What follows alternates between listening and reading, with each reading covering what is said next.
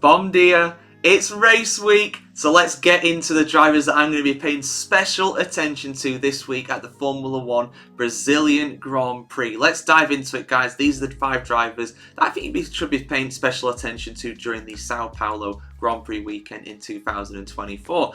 And let's start with the closest thing that Brazil has to a home driver during this race. The 7-time world champion, Lewis Hamilton. Hamilton has become an adopted driver of Brazil, especially since there has been no permanent Formula 1 driver from Brazil on the F1 grid since 2017.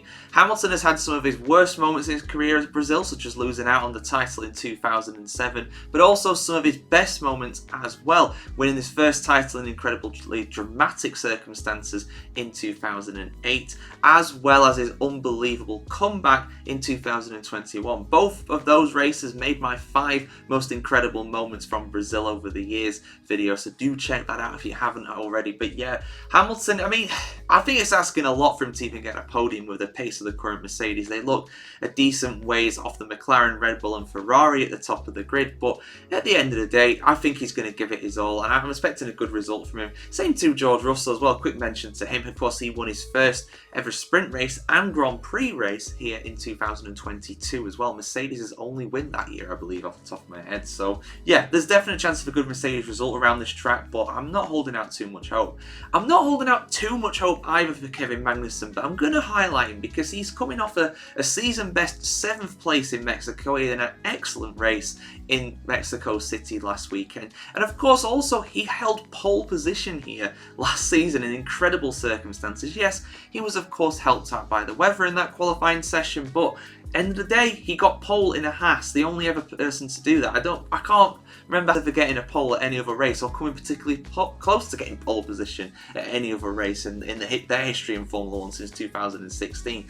K-Mag is of course driving for his future. A lot of people have written him off as someone who's not going to be on the grid in 25, but there are some rumours circulating that he might well return for Sauber Audi, so they'll have both of the Haas drivers from this season, next season, if rumours are to be believed, although Bortoleto and Colapinto for me are the stronger options, but we'll have to see what Audi do on that one. Next up, let's highlight Sergio Perez. According to Helmut Marko, he is a South American driver, but of course he's not South American, he's from Mexico.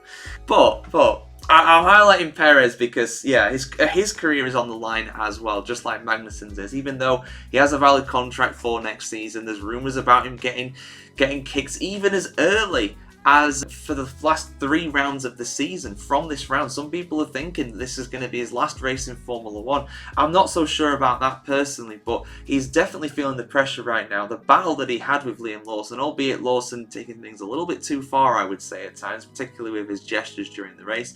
MBS is not going to be a fan of that finger waving that he was doing, I'm sure. But Perez's career is on the line basically. He had an awful weekend in Mexico, was well down in qualifying and finished last during the race as well. He needs to step up and at least support his teammate Max Stappen in his championship battle. More on him later. But let's focus on the other championship contender first. Lando Norris. Of course I'm going to be watching out for him. He's the only guy who can really challenge Max Verstappen in the championship. Could he have won in Mexico had Max Verstappen not done his aggressive manoeuvres? I don't think so, to be honest. I think Carlos Sainz was in a league of his own, and in truth, Charles Leclerc would have finished ahead of Lando Norris had he not made that mistake at the final corner. Still, a 2nd place was not a bad result for Lando Norris, and around Brazil, McLaren could well do better. This has been a good track for them over the years. I remember Carlos Sainz getting a podium here in a relatively unfancied McLaren in 2021, I think it was, or was it 2019? I'm trying to think off the top of my head. I think it was then, but it's one of them years anyway. You know, McLaren have got a good shot of getting the win this weekend, in my opinion. I think they'll do pretty well around Sao Paulo, but stiff competition in the form of Ferrari for sure, and also stiff competition as well in the form of Max Verstappen. Now, some commentators and some people from inside in Formula 1 are saying that, oh, you know, Max is going to tone down his violence, he's going to tone down his aggression during the race, and I respectfully sit on the fence with that one. I will believe it when I see it. I can understand why people are thinking that, because of course he got those 2 penalties in Mexico and it ruined his chances of getting a podium. But this is also Max Verstappen. He's not someone who really strikes me as, you know, kind of learning from his mistakes, especially when you've got a father in the form of Jos Verstappen who's actively encouraging you to be aggressive, just like Schumacher and Senna were. It's not a great role model with that one. I'll be honest. That's not what I would want my dad saying to me. And that's definitely not what I would say to my son either. So, yeah, Max Verstappen's an interesting one.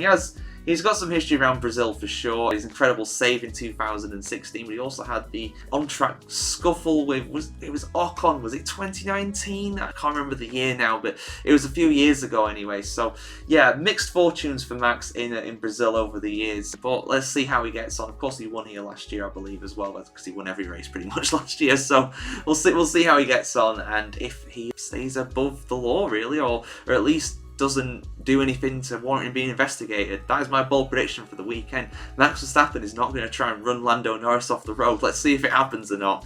But yeah, those are my 5 drivers I'm looking out for this weekend at the Sao Paulo Grand Prix. Let us know yours in the comments below, and who do you think is going to get the win this weekend in Interlagos. And of course, keep you subscribed to the F1Chronicle.com for much more previews and reactions to this weekend's race in Brazil. We'll see you very soon, guys. Have a good one.